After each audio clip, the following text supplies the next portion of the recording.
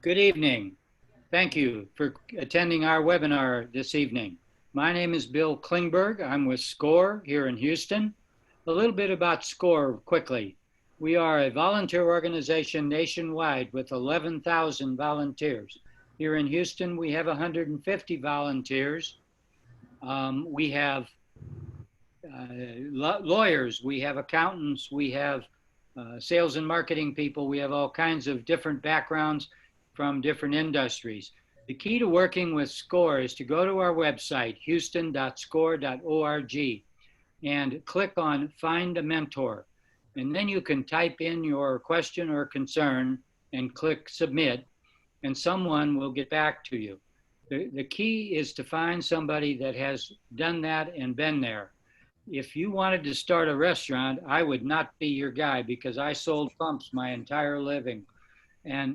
But we do have people in SCORE that own restaurants and know what you would be facing. So that's the deal. Mentoring is free. All of our webinars are free. Most of our workshops, if we ever get back to face-to-face stuff, is free. We are also confidential, so anything you tell us stays with us. And we share among each other to give you the best advice. So don't forget, houston.score.org. And now I will turn it over to Sandra Louvier with HCC. Hello, everyone, and welcome. We are so honored. Our Center for Entrepreneurship at Houston Community College Northwest has been partnering with SCORE since we launched the Center for Entrepreneurship back in 2010. And we have been running these digital marketing clinics since last August. They were live up until live on site at our HCC A-Leaf Hayes campus until March. And then we went virtual in April and now May.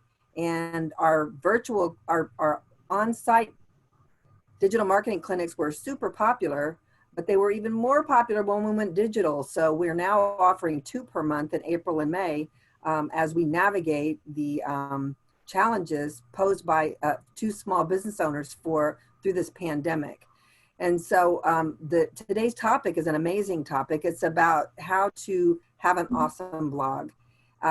Before we get started and before I hand it over to Beth Guide, I'd like to introduce Flora Renteria. She's also pictured here. She's with our Center for Entrepreneurship. And so when you email us at c4e@hccs.edu or sign up for any of our other workshops or seminars, you might run into Flora Renteria as well. So we're excited that she's joined us. She's the first person I ever brought on board working remotely from the start. So welcome, Flora. Now, the Center for Entrepreneurship offers 2 primary programs: the business plan competition, that's an annual program run from January through May. This year we got hit with COVID, so we did a lot of on-site training for the teams accepted into the competition in February and March, and then we went virtual in April, and plans are due just next Monday, and then there's prize money given out in June. $12,000 for first place, $8,000 for second, and $4,000 for third, and honorable mentions of $1,000. So if you miss the opportunity to participate in our business plan competition this year, there will be ways to prepare between now and January when we run the competition again. And one way to prepare is our Small Business Success Series, which is an amazing 5-topic series of programming that are delivered both on-site and virtually, thanks to the sponsorship of Wells Fargo Bank. So we'll be doing this again, our Wells Fargo series, Small Business Success Series, in July and August this year virtually. So look for more news through SCORE and through HCC for an opportunity to do that. Now, let's get to our presenter, Beth Guide. Beth, take it away.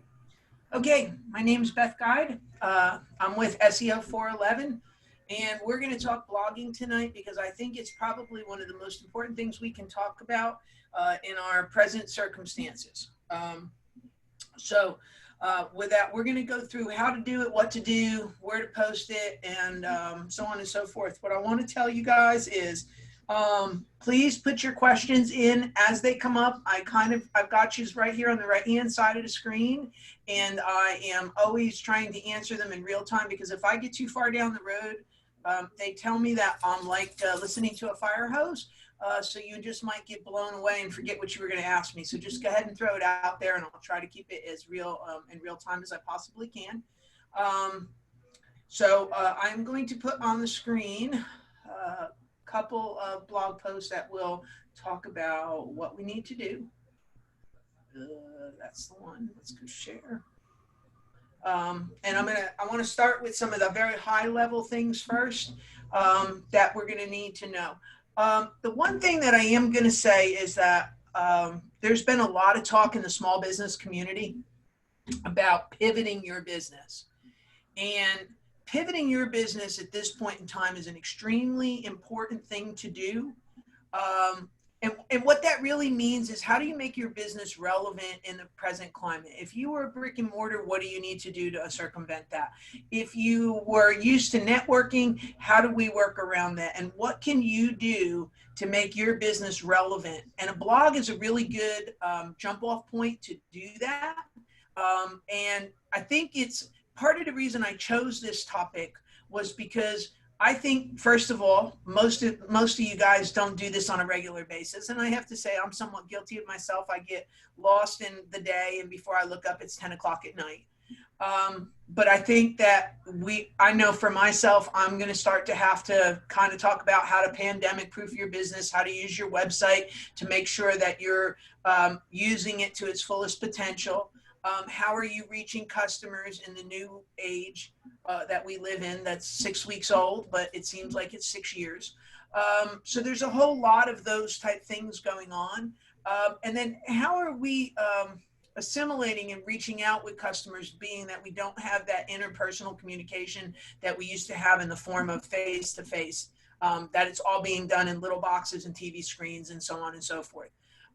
What else I'm going to say is Google made some massive changes to their search engine on, what is today, the 13th, 7 days ago. So on May the 6th, they decided they were going to come in. They say they made it on May the 4th, but they won't let us call it a Star Wars update for all you fans that like to say May the 4th be with you. They're not allowing that to happen. So as a result, it's just being called the May Core update. Part of that update requires you, not only challenges you, but requires you to build a trust for your business, to build an authority through your business. And that blog is the best and probably the most important jump off point that you can have. So we've got it. I can't see you, so it makes it a little bit hard. But I have to say, if I was in front of all of you and I asked you to stick your hands up and tell me about who was a writer, most of you would tell me that you hate to write. Some of you would tell me that you don't know what to write. And some of you just simply can't write. So I don't know what to do to help you guys, but we'll figure it out. The reality of it is that even if you can't write, I have a really good secret for you. Google likes third grade level writing. So even the worst writer in the world can write on about a 3rd to an 8th grade level. It's more like 8th grade, but not, so you got to be 13 years old, 14 years old. That's the level that they're looking at. Somebody says, I love to write, but I find myself criticizing your own work. Then don't read it. Give it to your friend. Let that friend go ahead and answer it for you, like proof it for you, and don't go back and look back. I think when I sit down and I write like I speak. And anybody that's been around me for any extended period of time, when you start to read these blogs, you'll notice that my personality starts to leak out the side of it everywhere. I am not a formal, I am a good writer. I've been very fortunate to have that talent, but I don't write formally unless I need to. I mean, if I need to write like all stuffy and all, I can do it. But what's the point? Why would you read that? So I'm always looking for ways to make sure that I'm myself. And I would challenge every one of you to be yourself, because that's the way people are going to perceive you. And that's the way that they're going to, interact with you. So this blog becomes a very big way for people to gauge you, gauge your knowledge, gauge your way of dealing with the world, your world viewpoint. And you know, you're not everybody you meet, you're going to get along with. And it's okay if my blog, some people are like, oh, well, you're just too funny for me. I don't like funny people. You probably don't want to be around me. So it's okay. I'm good with that because I can't help but being funny. It just kind of comes out. It's like happens. So for the rest of you, if that's not your bag or that's not what you're looking for, then I'm probably not the SEO company for you. But if you like funny, engaging, creative, thought-provoking, boy, you've come to the right place. So some of the things that I have, the biggest set of problems that I see is people don't know what to write. And I always tell them that they have a built-in content creation place, and it's called email. And I think I get a lot of my inspiration from the stuff that goes on in my email box, because my email box has some crazy questions in it. And they allow me, and usually my blog has been somewhat of a cathartic experience for me at times, because what happens is somebody aggravates me enough that I sit down and say, okay, I can't come to you and say, hey, so I end up writing the blog post about it. Or I've explained it to somebody and every time they send me the same question back, so I just go ahead and write the answer on the blog. So every time they ask me the question now, I just send them the link to the blog and they can just go read the same post over and over and over again until they get it. See, it works. It's great customer service if you needed to use it for that too. But your email box is a really good way to start to come up with your topics. But I would like to challenge everybody tonight to figure out what blog post could you put up that helps your business flourish and pivot in this point in time and help enhance that. So I want you guys to start thinking about that as I talk tonight, because I think that's one of those things that become a really big deal. So I know I put 9 tips, but by the time I'm done, you'll probably have 99 tips. So it's all good. I hope you have a really big piece of paper with you. So the first thing I'm going to talk about is some of the mechanics of a blog that I want you to kind of know that you have to have. I'm going to go to the end of this blog post first so that you can see that piece of it. And then we'll work our way from the top down again. So we're going to look at the anatomy of this page. If you notice, I have my shiny little happy face down here in the bottom in a nice headshot. And I have a nice biography of myself. And I also have links to my social media platforms. The reason I do that is so that I can let Google know what we need to do when they look at me, how they need to evaluate me. Am I an expert? Do I know what I'm talking about? Did I wake up just yesterday and decide I'm going to talk about something I have no idea what I'm talking about? All right. So I have a short description here of who I am in my biography. I also have a link here that goes to the other posts that I've put up. So I want everybody that's using WordPress to use what I'm going to call this star box. That's the name of the plugin. You don't have to pay for the paid for version of it. You can use the free version, but everybody that has a WordPress website needs to have this star box and needs to use the author box. Another free piece of advice to everybody is you also need to have a biography, a long biography about you that says who you are, what your education is, where you came from. Have you won any awards? Are you affiliated with somebody special? What do you do? And that needs to be included as well. I've got 2 questions, so I'm going to stop where I'm done. We're going to go to the 2 questions because the 2 questions are good. The first one says, so for our company, we sell headphones. We have no idea where the pandemic pivot lies. Now, if I actually open this little window here and we could see all the people, I guarantee you at least 30% of the people are using headphones. So there's all types of headphone recommendations that you can make. Are you wearing headphones to your Zoom meetings? Do you need to wear headphones to do video? Do you need to wear headphones for a podcast? What type of headphones are the best? Do I need different headphones for Zoom meetings than I need podcasts? I could talk about all kinds of different headphones. The other thing we have in my house is a lurking 85-year-old. He lives here and he comes downstairs like the little Grinch in the night in the daytime, and he sneaks around the corner and he listens. And then at dinner, he tells me all the things that I told the customer that he thinks I shouldn't have told them. He has no idea what he's talking about because he's 85 and I don't even know what he's doing. At one point, he thought I was trying to sell the house on the internet because he was trying to tell me that if I wanted to sell, I was talking to a customer who sold real estate.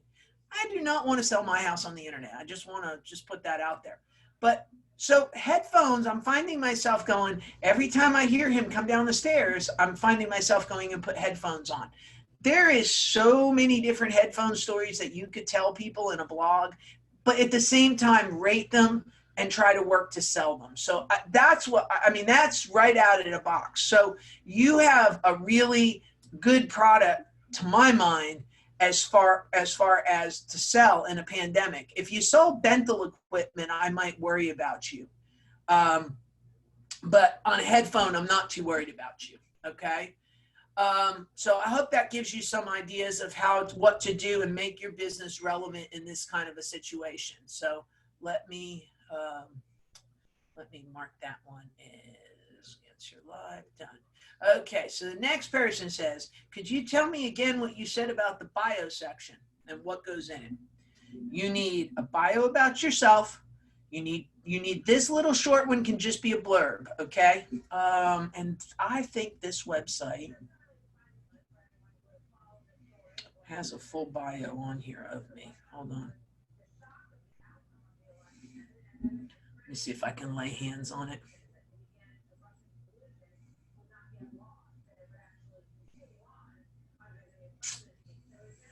Oh, I know it's here somewhere. Some days I wish I could find everything I know is here, but let's see. Let's see if it's here. Nope, not here either. I'll find it for you. But I have a short one and I have the short one that's at the bottom. That's just like a synopsis. And then I have a longer one here. Let's do this.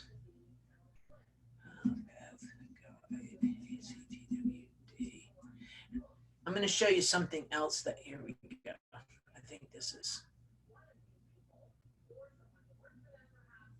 All right, so here, I probably should put a headshot on it, but if you see what it is, it says I'm the president, because I have two websites, SEO 411 and SCWD. One is the web hosting company, one is the marketing company. I'm using this one because it's a little bit more developed for the blog, so that's why I'm using this. But if you notice, it says that I've been doing this. It says I have a journalism degree. It says I interviewed Gerald Ford.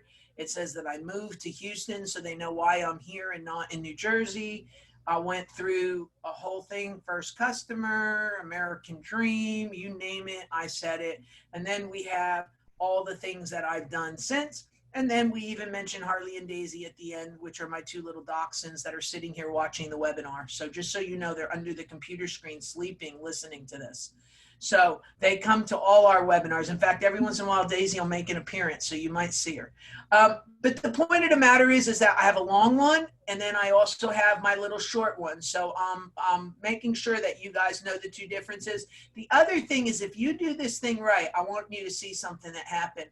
If you notice, they actually, because I have a Wikipedia page and I've done enough in my life, they've actually given me a knowledge graph that has my Twitter, it has my Facebook, it's got my write-up, it's got my Wikipedia link, it's even got the fact that I graduated William Patterson University up in New Jersey. So it gave me all of this information that it's pulled out of Wikipedia about me and actually gave me a write-up here like really something special, you know? So if you do this right, this is what you end up with, a knowledge panel on Google. It should be your life ambition.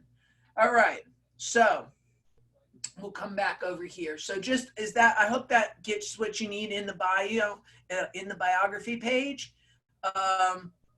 that will solve that one. So let's see, what part of the company website are dedicated? No, it all goes on the company website. If you notice, it's all part of this website, and I'm actually going to pull up SEO 411's.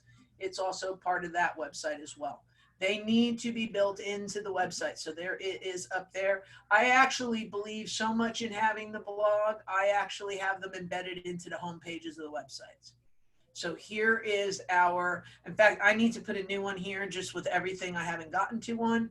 I have gone as far as to put my Twitter account here, which is a microblog, and I have the blog here. So just so everybody understands what I've done. So when I tweet, it actually shows up on our homepage. I would recommend doing that if you actually tweet with people. Now, if you tweet with people to argue about the Texans, or you want to argue about the Astros, you're not friends of mine, but we'll skip that. The reality of it is that I keep one that is for the company, and I only keep that strictly on SEO stuff. I don't talk about the Astros. I don't talk about the Texans. I don't tell JJ Watt how much I love him, because I usually do that on my personal one anyway. He didn't listen to me. He got married to somebody else. I just don't know if you all heard that or not. But that one he kind of didn't listen to me on.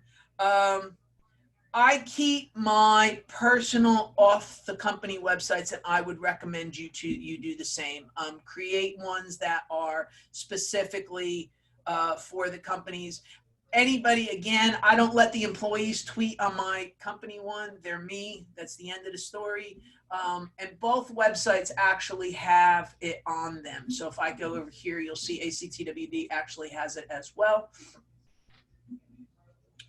And you'll see it's got the same attributes. So here's our postings. You post our class schedules here. Here's 3 different posts on this one. They have the same attributes, because I think, and I believe that this is an extremely important function to have the microblog and to have the regular blog. So it all should be part of your website. It is not right to put them on 2 different websites. Your company does not get the power of them. So let's kind of go with that. And frankly, I'm liking this questions and answers like this. So I was going to unmute you guys, but I think this is probably for right now the better way to handle this, because there's a lot more of you than there is of me and Sandra. So I don't want to really have a full out free for all here.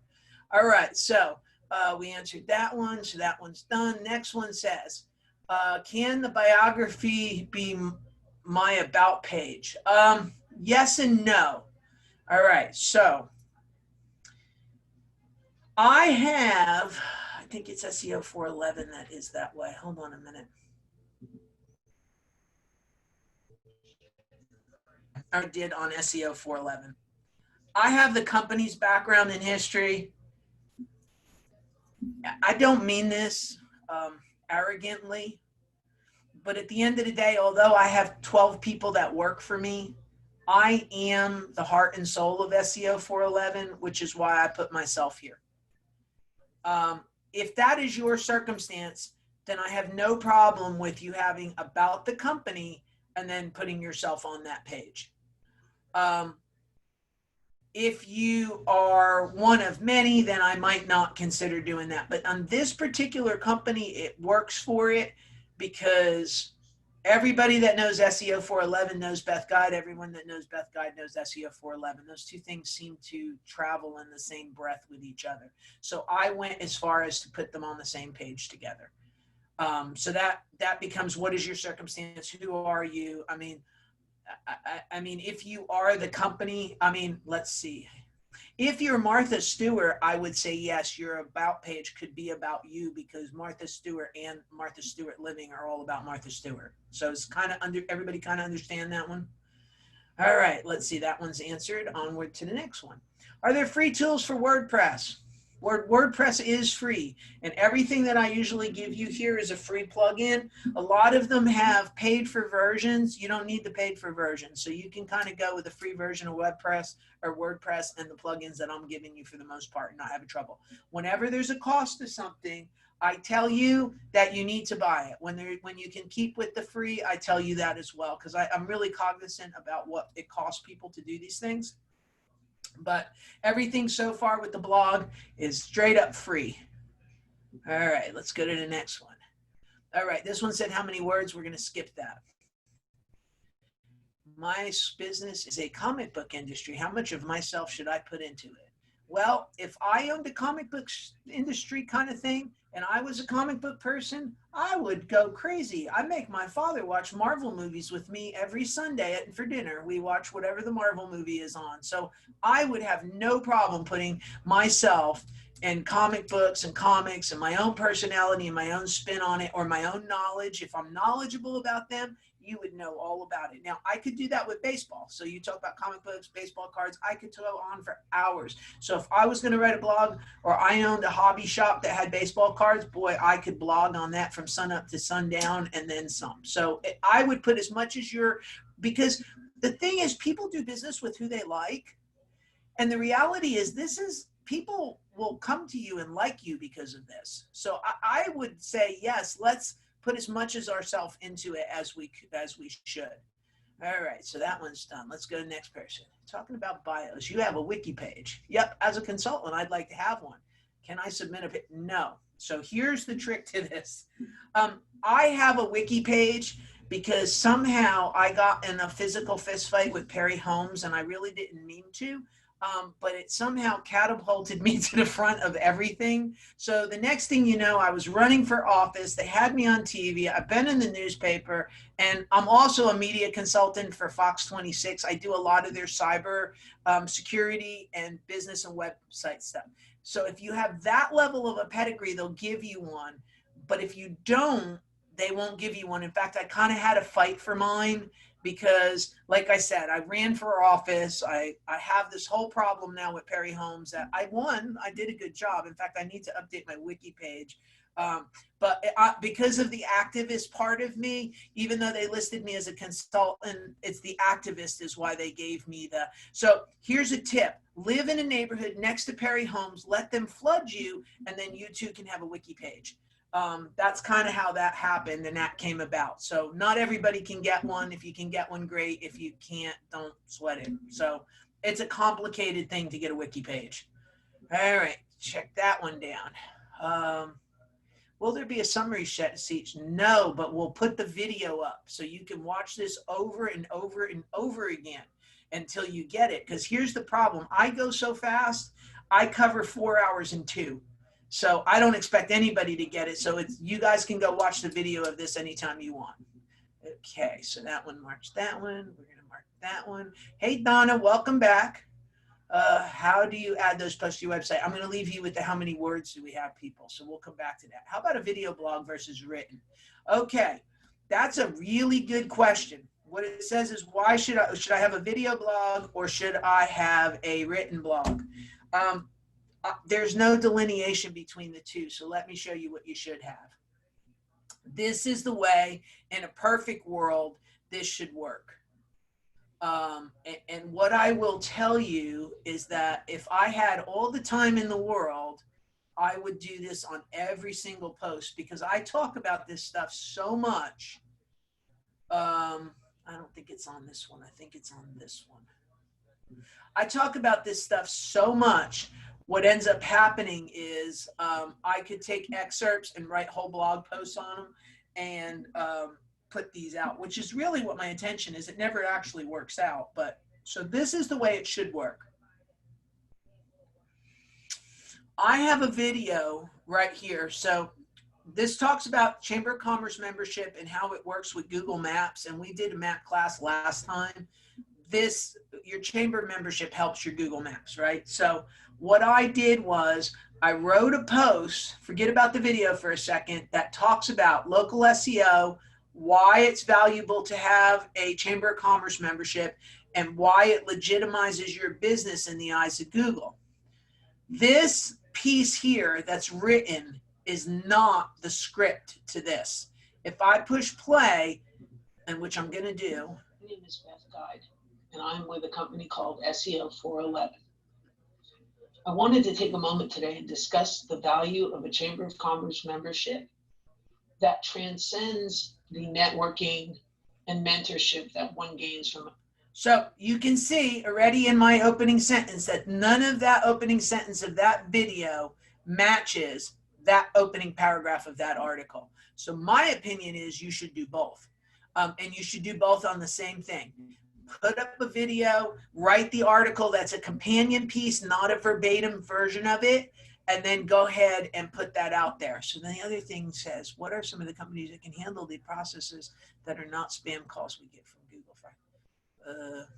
I don't know that I want to answer that question. Just hang up the phone when the spam calls call. I mean, if you're looking for a digital marketing agency, you can contact me after class, but that's what that is. But yeah, don't, anybody that calls you and says, hi, I'm from Google, please hang up from them, because that's like when they say, hi, I'm from the government, I'm here to help you. It's the same concept. They're not really here to help you. So when they get that call, don't even hang up immediately. Don't pass go. All right. How do I put a gifting company on a blog? How do I put a gifting company on a blog? Gifting company person, Carol. I need a little more information on what you're calling a gifting company, because if you make layouts for babies, well, I could write blog posts about how to give gifts. I am the worst gift originating person ever. If I found a blog that gave me tips on how to do gifting, I would be really happy. But I don't want to assume that that's what you mean. So if you got further, if you can come back and give me a little more information on what a gifting company is, that would help me. Let's see. Have I heard of Rabbit Tool plugin? No.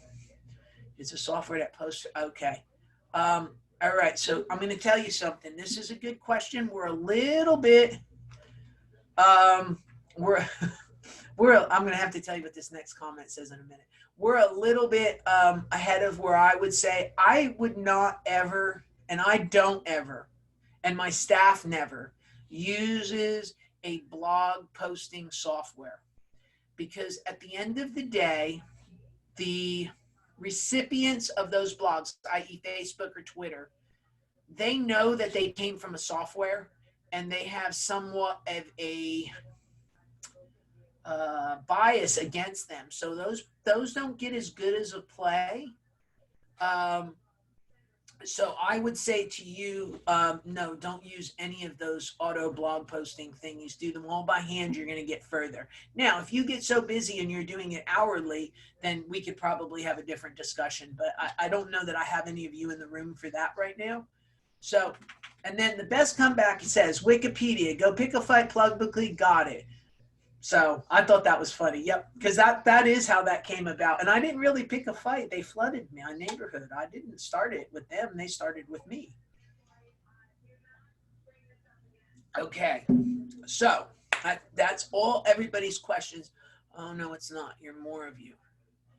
Okay, let's see. Wikipedia answered that one. Donna. I see the, you can go, when we get it up, it'll be on, I think SCORE puts it on their site. And I also, if you go to internetmarketingclinichouston.com, you will see all the videos of this that we've been doing since March. They're all up there for you. You can watch endless episodes of Beth. If you want, have at it, no reruns. So internetmarketingclinichouston.com. All right. Is it a good idea to have your blog post in your email newsletter? Yes. In fact, your email newsletter should revolve around your blog. So those two things should go hand in hand, and then the blog should be on the website. You should not be blogging in an email and just emailing it without that blog appearing anywhere on the internet. It needs to be on the internet first. So I think I picked a good topic, Sandra. They got like 100,000 questions here. See, I told you, well, 9 was not even, we're going to be like 100 of them before it's over with. Okay. By the way, you have yet to stump the band. I want you to know that. Not everybody can sit here and just take these questions like this and completely just answer these, because some of them are, I actually have to think about them. Okay, let's see. Good idea to have a, okay, we've answered that one. We answered that one. Is there a question pertaining to, is the best to having written? There's another question pertaining to the comic book. Is it best to have a written blog? I already answered that. Everybody should have written and video on the same blog post at the same time if you can. If you can't, I'm going to say it this way. Humans like videos, Google likes words. So who are you trying to give out? I'll also give you a hint. Without Google, the human won't find your blog. So that should help settle the score of what you should do. Okay. All right. Let's see. Do you all do any personal website training? This is my personal website training. This is it. I've been doing it for 25 years. I literally guarantee you, if I look, Donna's a great example. I met her 4 years ago at a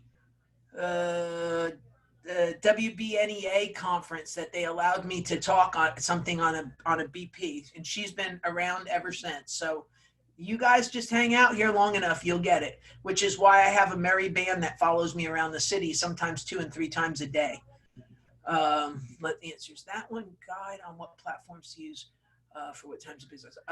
Yeah, John, I'm gonna leave that out there. Somebody said, what are the platforms to use, what types of business? I'm gonna kind of leave this up there in my unanswered pile because it's got to go in I'm gonna get to that. I'll make sure I answer them before the end of the night. Okay, I'm a yoga teacher. How do I do myself? Beth, yes. When you read the questions, read them out loud clearly, because not truncate them. As soon as I get them, I stop reading them. Once I understand what they're asking me, I don't read the whole question. You're right. You got to keep me honest on that one. It says, I'm a yoga teacher. How much of myself do I involve in the blog?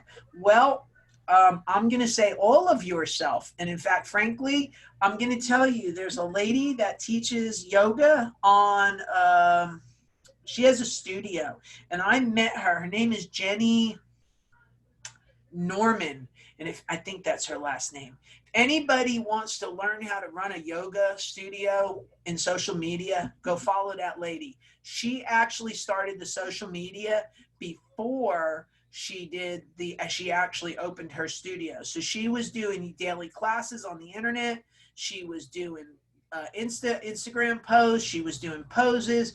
Lady has a huge following, then opened her studio. So if you want to be a personality, I'm going to tell you that as a yoga teacher, I would be involving myself way into my blog, because those that had good developed blogs during this period were able to transition to online and online classes and actually kept their studio monetized. So that's that answer.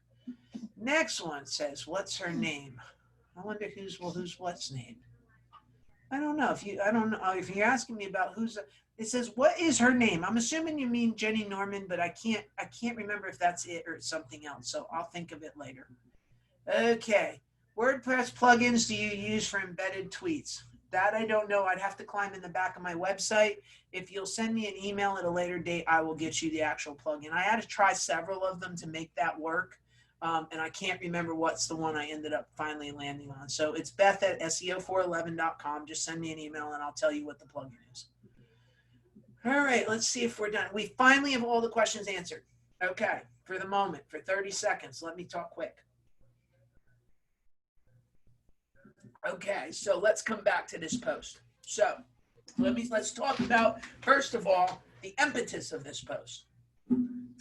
I forever get people calling me that says, I had my website built and now I want to do SEO. Okay. The question should be is, I want to do SEO. Do you build websites? Because you cannot build a website and then do SEO. It's like saying, I don't know. Let's see. It's like saying we're putting a chicken before the egg is really what's happening. Okay. You have to build the website with SEO in mind. And it bothers me. And this continues to bother me because I view it as a problem for the end user. And small business cannot really afford to make large faux pas financially, whereas they go have a website built, they spend a lot of money. The next thing you know, they're being told by the SEO company, I'm sorry, that website is not usable. It has to be torn down, re-put up, or reassembled. And I get that quite a bit. So I'm kind of now on a crusade to start to educate everybody that web design really should come. You have to define what the objectives for your website are before you can actually build it. And if one of them is to have a solid SEO presence, then you better think about that before you actually build the website, not afterwards. It's like saying this, I built a house and then I want to add a bathroom on the first floor. So anybody tell me how much it costs to add a bathroom on the first floor of a house after the house is built and established? 10, 15, 20 grand, because I have to go through the slab. It's not an easy thing to do. So it's the same concept. that's a working example of that. So I keep getting this question. So I sat down and I said, look, I'm going to put up a post. I'm going to start to talk. And I wanted to talk about why I felt like those items and those things go together. So I sat down, and the first thing I did is I made a list of why web design should be done after you decide you want SEO and not, or after you decide you want SEO and not before. The first mistake I ever see, and those of you that have been around me enough know that I really despise the Wix, Weebly, Squarespace people, because the biggest problem with them is they don't index the websites. So you cannot get your web page into the Google index. 94% of those companies, those pages are not indexed in Google. It's one of the reasons I hate them as much as I do. So I went in and I talked a lot about the fact that this no index problem that all of these have is a really big problem. And I explained why, and I do it in such layman's terms so everybody understands what I'm talking about. And I explained that aspect of it. Now, if you notice what I did, okay, is I have this in really big text. Okay, I have a couple of these in really big text. And the reason I did that is because I wanted the end user to get that. And I also, at some point, you're going to put a table of contents on this blog post. And I want the end reader to come down it. So I think this one has it. If you look at this blog post here, it has a table of contents built right into it. So that's another aspect that you want, is a table of contents of your high points built into the page. It helps Google understand to come down the page and read the whole page. It also helps your end user to do this. So you can all laugh at me for this, but I was asked by a Catholic church to write a social media recommendation and business policy. So I could make the, a priest and a rabbi walk into a bar joke if I wanted, but this was my answer to the Catholic Church on their challenging me to write a document on social media. Now, what you will notice is that there is no humor in this one, whereas my other ones are all funny. This one was straight up. It was designed to go into an employee handbook. All right. You'll also notice that this sucker was shared 177 times. It was shared more than that, but this one's at least showing 77. All right. But this content, it shows you social media ownership, photos, employee conducts, and other odds and ends. I went through and I put sub lists in this entire thing about what they needed to know. So your domain registration, who owns the social properties, should the employees or volunteers have exclusive access over the property, watching vendors, admin access. I went through and tried to address everything. I went through and I gave them a tutorial on what to do with pictures and picture licenses and what the picture licenses mean. FYI, I took that picture. So when we're talking about blog posts, the one thing that I do is I ride around, well, hold on, let me rephrase that. In a galaxy far, far away, I used to get in my car and ride around with the sunroof open and take pictures.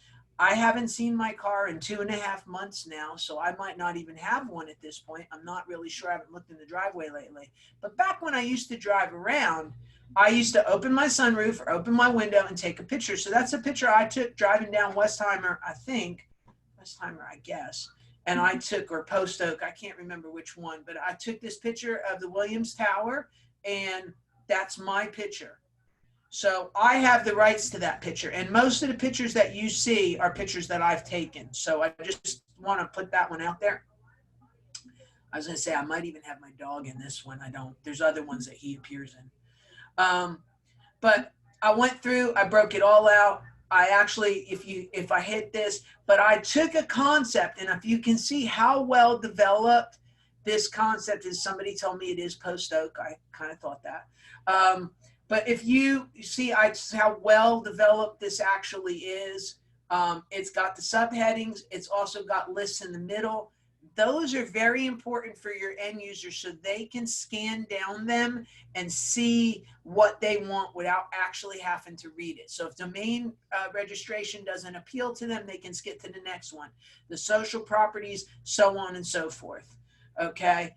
I also did a sub menu on all the rules that are fair use rules and common and license creating, royalty free, all the legalities of taking a picture off the internet, the best place to get a cell phone. I mean, I just can't really quite stress that one enough.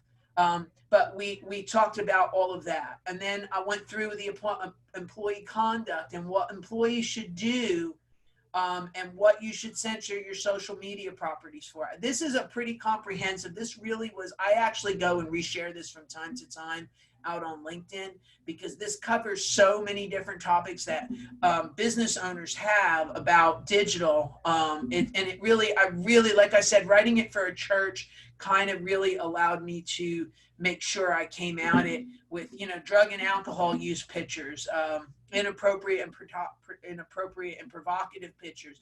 Don't put children in pictures. If you work with children, do not put the children in the picture. So I handled all those things, okay? But the format that I want you to walk away with is table of contents, bulleted large bullet points down the page that the end user can scan and see what they want to read. If you notice, this is a very digestible format. It is not, it's almost like 4 different blog posts in one, that if you only wanted to read one piece of it, you would only have to read one piece of it. Every post I put up has that similarity to it. By the way, I took my own picture of the Chronicle back page, so nobody can say I took their picture of the Chronicle back page. I'm sure the Chronicle could complain at me, but that's about the only one. All right. So hey, back Beth, to I see a couple of hands raised. If you want, I can unmute them and let them ask their question. Would you like to do that, or do you want to keep doing it in the Q&A chat? I think I want to keep it in the queue, because I think if we unmute them, these questions are going to take much longer to answer. I mean, you can try it, but it's up to you, Sandra. I think how many people do we have? I mean, there's 100 people. I mean, if they all put their hands up, we'll be here till 2 o'clock tomorrow morning. Well, right now there's only one hand up. All right. Do you want to try it? I think we should try it. Edith Fletcher, I hope you can hear us and you're still hanging right there, because I'm going to unmute you and allow you to talk and ask your question.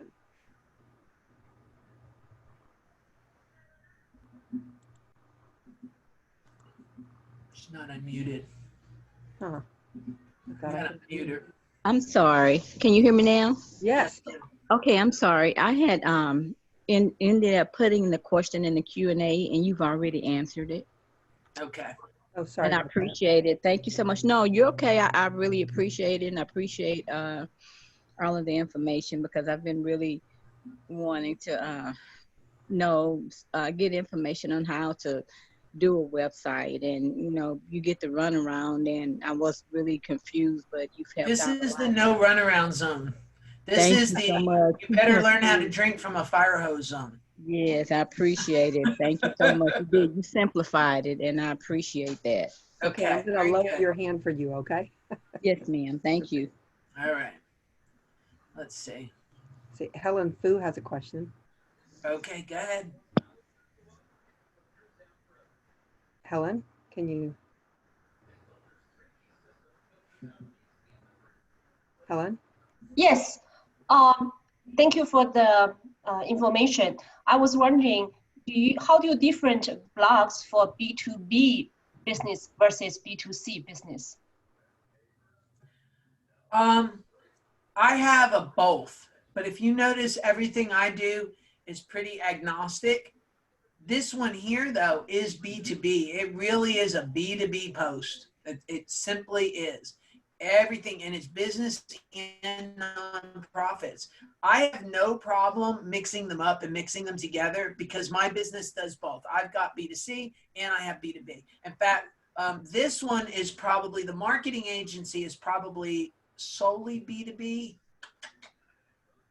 And even those topics are all, hey, this is what we think. This is what we think we should do. This is what it is. I don't really get too crazy. Now, I mean, if I'm an accountant, I may give one set of advice to a business and a second set of advice to a business or to a consumer. I mean, everybody gets the advice that they need based on what it is, but I don't have any problem switching between the two or sticking to one when I do it. In fact, I guess I always write everything like I'm a business owner, to be honest with you. Every post on this website is a B2B post. Every single one. So they really just write the post and you're okay. That's the best way I can answer that. This person says, please go back to writing your questions. So I don't know. All right, Well, you have others? Let's go back to that. There's no more hands raised anyway. Okay. Donna said drinking from the fire hose really is right. She's right. You've been around long enough to know it is, though. That's the thing. All right, let's see. I have one that says used to be Facebook post at 6 to 8 p.m. and IG was probably about the same. Now what are trending times for weekdays and the pandemic and the weekends? Do we limit the post to 2 to 3 and increase the visibility throughout the day now? You know, I'm going to say, you know, I haven't really even gauged it in the pandemic, and really mine are more during a business day. So I tend to put mine at the end of the day. I think that varies somewhat too based on what your business is. If you're a fashion person or you sell cabbie or you do in design or you're an event programmer, although event programmers need new careers these days. If you're any of those people, keep it. Those people are looking for you in the evenings. I don't know that in the daytime. I think you have to look at that case by case though. And 2 to 3 during a day is fine, and you can go more if you want or less. I mean, vary it up, shake it up. Again, not knowing what the specific business is, it makes it a little bit harder to answer. But I would say that, you know, the evenings, if it's a more personable business, if it's like my business, nobody wants to read about SEO at 8 o'clock at night, I guarantee you. So I would never put a post up about SEO at 8 o'clock at night because nobody would ever see it. So, all right. Can you comment on the pros and cons of LinkedIn and Facebook? I'm gonna get to platforms. If I can get through all this, I'll get to the platforms. Okay. We may have to continue blogging the top of next month because you guys have like a gazillion questions. I saw a picture of you driving with the sunroof open and you can see the church. And I think I saw that you stated as, hold on. I saw a picture of you driving with the sunroof open and you can see the church. Then I think I saw you stated as one of your picture rules from Google. So on my blog, could I use a picture from Pinterest? No. Oh, and this is the comic book guy. No, comic book guy, you have to use your own pictures. So if I take a picture of a church through my sunroof, that's my picture. And I do drive around. So it is possible, conceivable that I took a picture. I have pictures on my customers' websites of like courthouses too that I took. I just take pictures and put them everywhere. Then I think I saw that you stated as one of your rules, no pictures from Google. Okay, so what? Yeah, all right. So if I take the picture, that's my picture. If it shows up on Google Images and somebody else takes the picture and uses it, chances are they're going to get sued. Maybe not by me, but they're going to get sued. So here's a true life story for everybody. So a few years ago, and this is partly why I ended up taking my own pictures at the city of Houston, and I have quite a collection of them now. I had a customer of mine Google pictures of the city of Houston skyline, and they took the first picture that came up and they added it to their website. And in about 3 weeks, they got a letter that said, hi, you now owe me $15,000. You took this from Google Images and it's my picture. Nobody paid anybody anything, but that's what can happen to you if you go picking pictures off of Google and somebody actually finds out that you did it. Just so everybody knows, there's search bots out there that walk the internet looking for pictures. Getty Images actually is the worst with that. And if you use one of theirs, expect a lawsuit letter from them.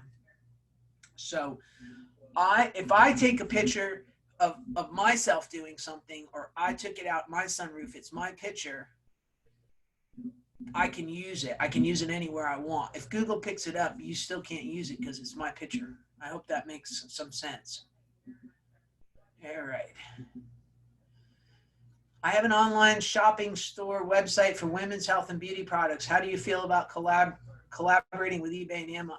Yeah, please go to Amazon or eBay. I have no problem with you do that. Please go make money anywhere you can, especially right now. So I'm good with that. I would say, what I would say is this. I have a website that sells light bulbs and parking lot lights and stuff like that, and we have an Amazon store. I do not add my Amazon store to my website. If you check out, I want you checking out through my website. If you find me on Amazon and go through my Amazon store, you go through the Amazon process. I don't let the two intercross because I pay fees if it buys through Amazon, but I don't pay as high of fees because my merchant account is much lower than Amazon. So be careful with that. Make sure you understand that, but I have no problem with that. That's the way it actually should be. What's the source for good free images on the internet? Your cell phone. That's your good source. Anything else, you're running a risk. I don't mean to be a funny person, but I'm being a funny person, but I'm not. The only good place for free images is your cell phone. And by the way, if you have an iPhone 7 or better, you have no reason not to use it. I guess we can say Samsung too. This one says, to the picture impression, you can hire a professional photographer, this is from somebody that's a photographer. Yes, you can hire a professional photographer. I personally, I don't want to say no, don't do that, but I think you have to make sure those picture prices are competitive with where they could be bought. Because anytime I've tried to hire a photographer, they want $300 and $400 a picture, and that's just not reasonable for a blogger. So it depends on what kind of deal you can swing. All right, let's see. Can you add a copyright notice to the pro? No, don't use somebody else's. Or you mean you? I guess this is where I wish I had speech. If you mean, could you put a copyright notice on your photo? Yes. Can you copyright somebody else's photo? No. And by the way, the law class is tomorrow night. Let's see. Have you ever did drop shipping, and how do you feel about it? That's all I do is drop shipping. I never stock anything. We have not stocked anything in the 20 years we've had that website. So drop ship away. What do you think about stock photo sites? I think stock photo sites are okay, but I think that the end user goes, look, it's stock photo.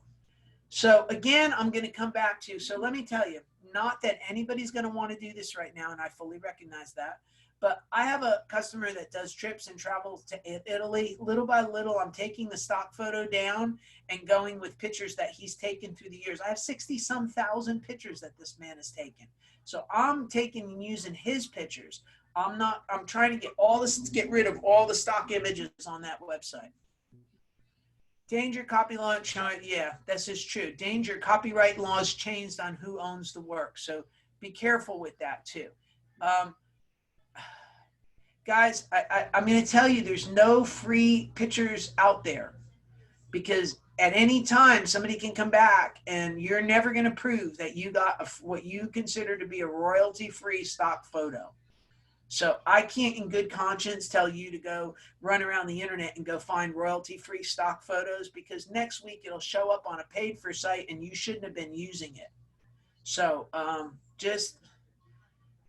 hate to keep saying use your cell phone, but use your cell phone. And there's plenty of things that you happen to live in an awesome city. I guess that's the best way to say that. All right, because we're gonna run out of time. So I'm gonna make sure, I want to make sure I get all the things covered I want to cover. So let me answer a few of these ones up here. All my blogs are anywhere now between 900 and 2,000 words. And before your head spins off your body saying, what, I can't write that many words. If you know what you're talking about, it's really not that hard to put that many words together in an article. Okay, I do it all the time. And before I even come up for breath, I go, oh, wait, look, I am over the count. I should shut up now. And then by the time I'm done finishing, I'm up to 2,000 words. I have no problem writing that many words on a subject that I actually know of. If I sit down and make a bulleted list and then almost write a mini article about the bulleted list, I always come out better than I would if I just started this from scratch. Okay. Let's come back to let's go back to the ACTWD's ones. It's this one here. Okay, so I wrote this section, I wrote this section, I wrote this section, and then I decided I was going to put in top 10 web design basics for improved SEO. And why I put that in is because these are all the things that Wix, Weebly, Web, and Squarespace are pretty much missing. Okay. What I did is I actually went as far as to put special code called schema on this list so that Google could actually excerpt what is a title tag and take this piece and just show this part of the page. So I even went and put another sub list inside my big list. I'm doing these things on purpose. I would recommend that everybody try to stick with this format. So you want lists, bulleted lists, top 10 lists. Everything should be in some manner of a list, and it needs to flow from point to point. This is really just a 4-point list, even though inside of it, there's 3 to 4 subpoints on every single one of these, okay? But at the end of the day, really, it's just a 4-point list. And I don't mean to be scrolling so fast, but that's, if you look at this one is really, like I said, there's none of Beth's silliness in this. This one is really a pretty straight up and down kind of a post here. And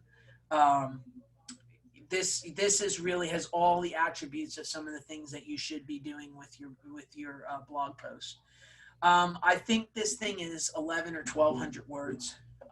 In fact, I will answer that here in just a second. I will not answer this in such a second because it won't let me log in again. Okay, so we've talked about the anatomy of page. You guys wanted to know how much copy to put on the page. Try to have a minimum of at least 900 words. I'm going to say I feel better if you put 1,200. And make sure it focuses on something that you can put some keywords in it, because that's a pretty important thing to utilize. So I'm going to mark the how many words should we have off the list. That one's answered. How does SEO for e-commerce change with the Google updates? Okay, that's a class for the future, because that would be a whole talk onto its own. Google, I'm going to answer this partially right now. If you do the fundamental things that I have taught in this class for the last 20 years, the Google updates don't really matter much. And the reason why is because the fundamentals are so sound that if you don't push the envelope, you usually stay okay.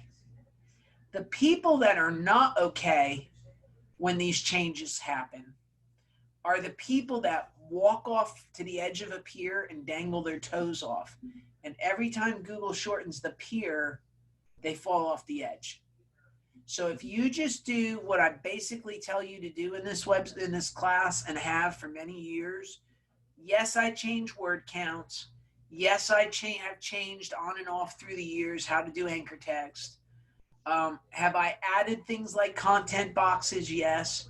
Are we going to now start talking about authority and trust and all of that? Yes, we are 100% going to start talking about those items because they are impacted here. But your fundamental construction, if you do it and set the website up the way I'm telling you to do it, you're pretty much core update proofed unless you push the envelope. And it says, the next goes on, do you have, and does having an Amazon store help with one separate e-commerce site? No, in short, not really. It does in the level of trust, but it's not enough that I would go have an Amazon store just to help improve my website. It's not enough of a, if you do all the other things right. I mean, I have websites that have sat on the first page of Google now for about 15 years and running. This one here, we did an update on it.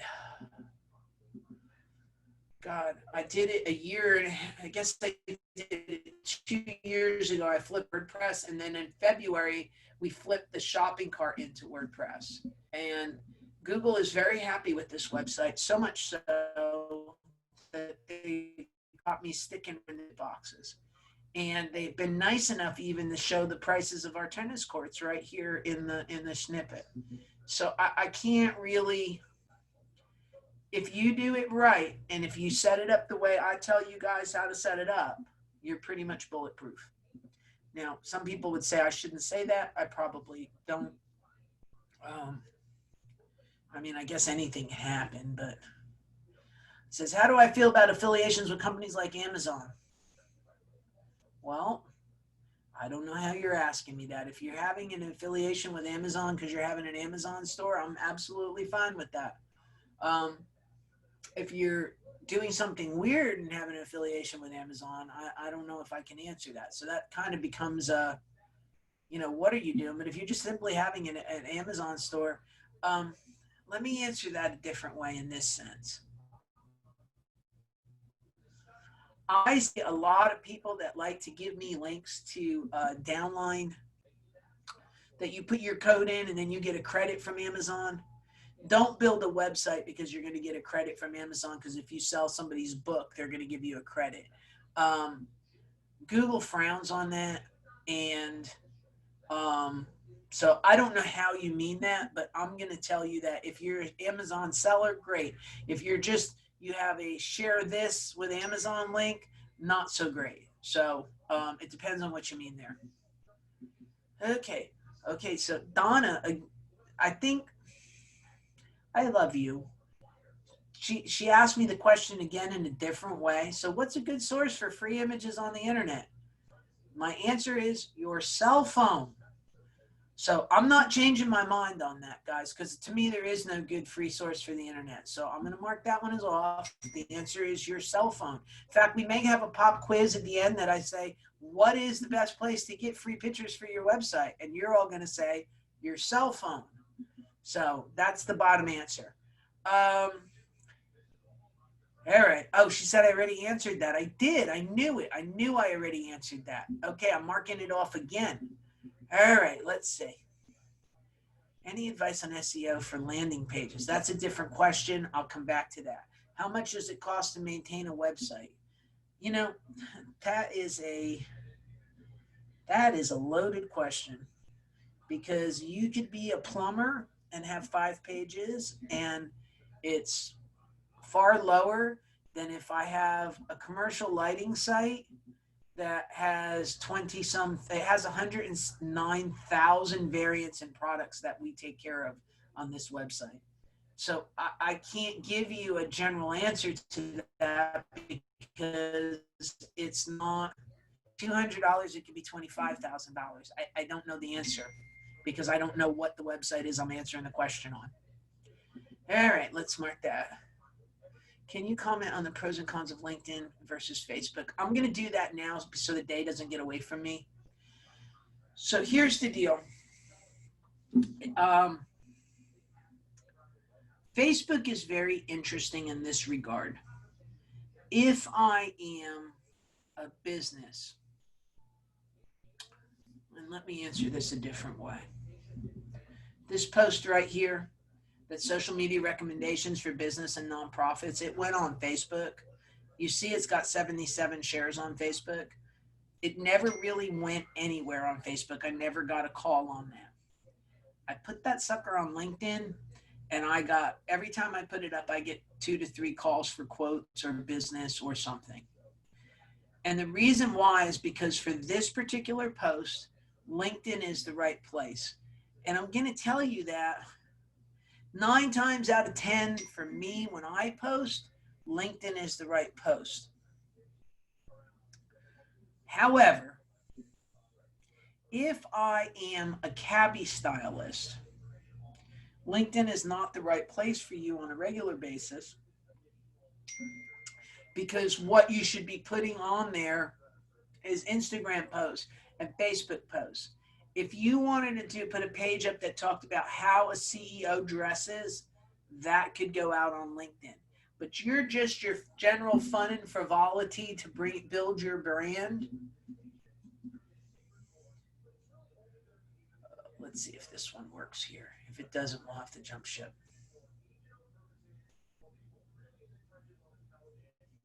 My internet's been slow today, so you'll have to forgive me. Hey, be quiet. Don't start. Nobody start. All right, it ain't gonna open. So what I was gonna do was show you a stylist that actually does their job very well. They put up a lot of fun posts, a lot of happy posts, a lot of different things they put up. And that's perfect for Facebook.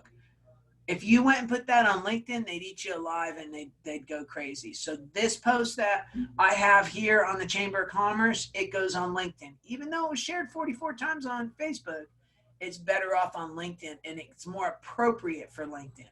So you have to decide what the post is and where it plays better.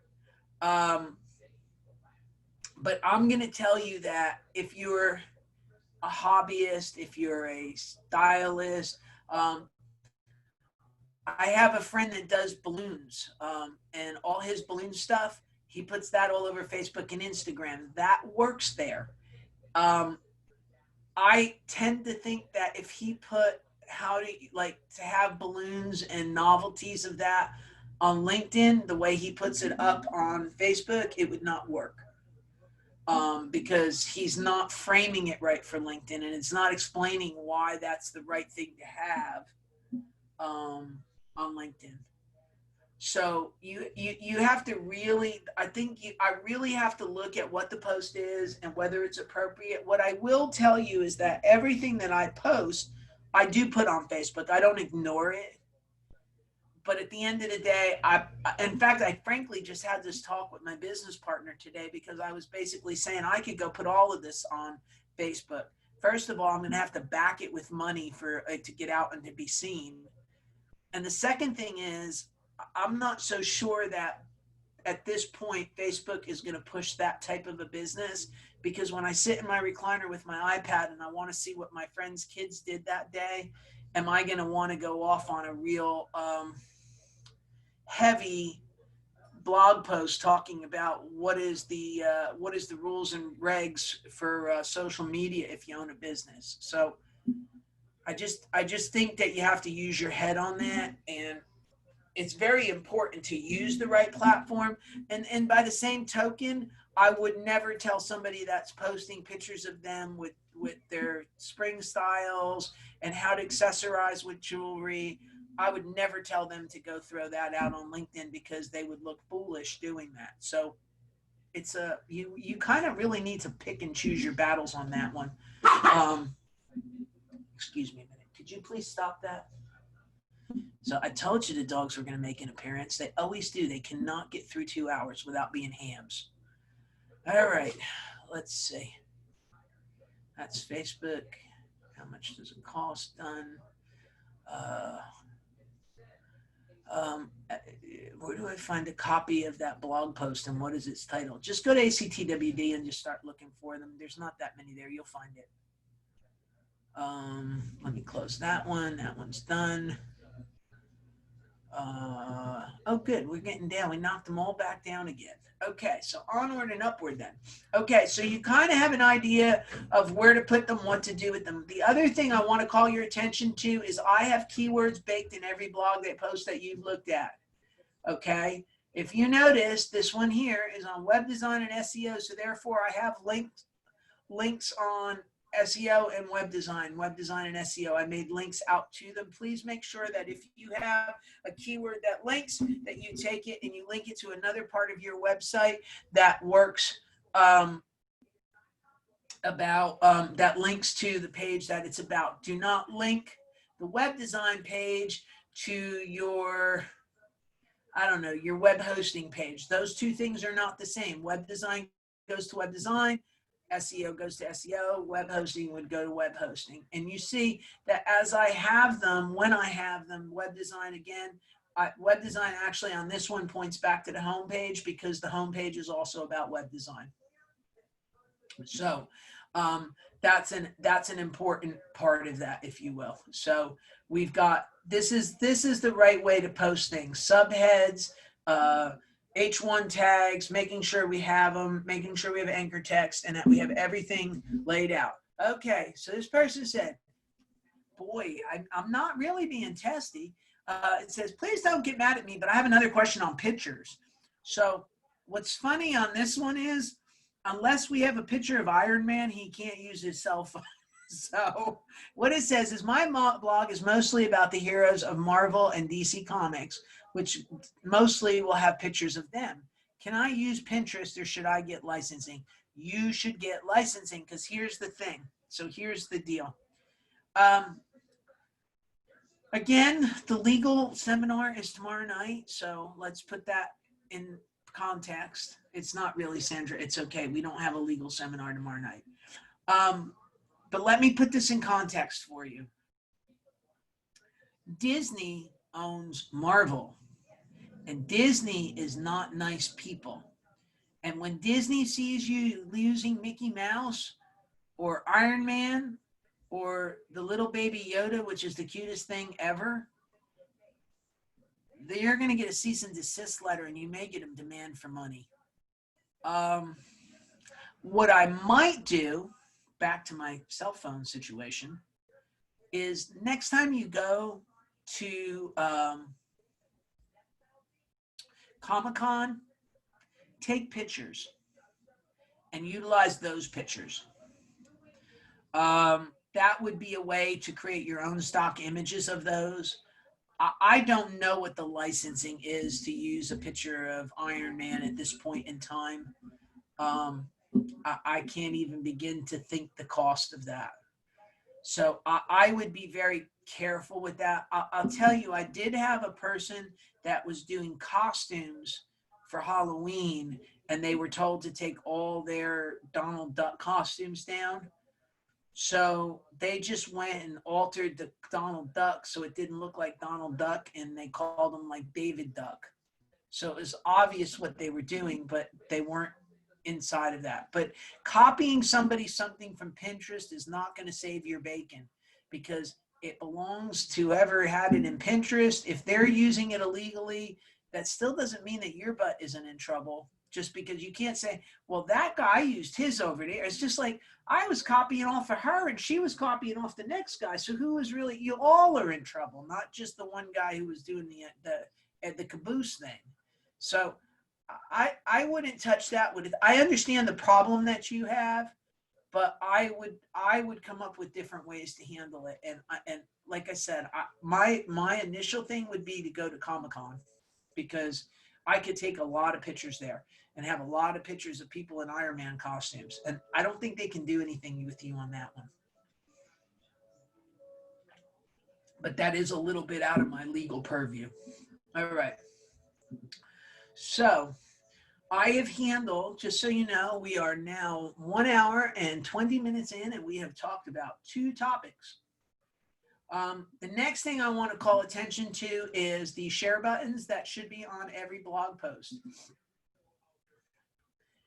This is done through one that's called Social Warfare, and I highly recommend doing that.